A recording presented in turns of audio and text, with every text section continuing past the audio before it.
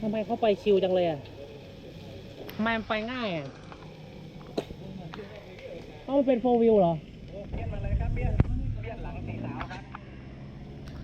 เดี๋ยวเลยสำคัญ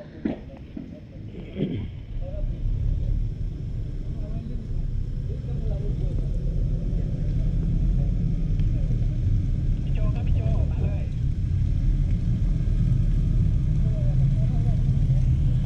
หลังพี่โจรอก่อน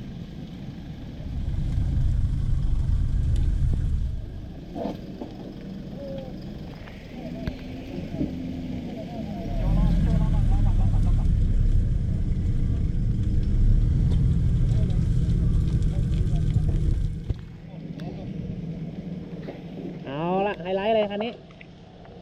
เบี้ยนมาเลยโจมาเลยครับคาริเบียนมาเล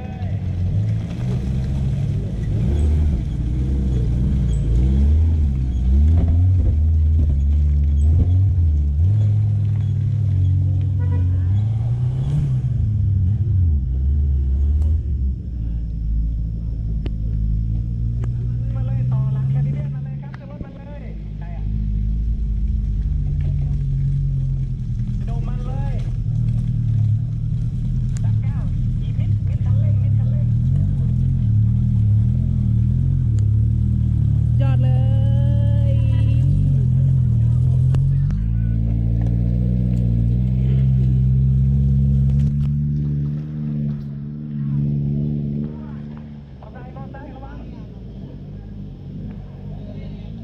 มอไซค์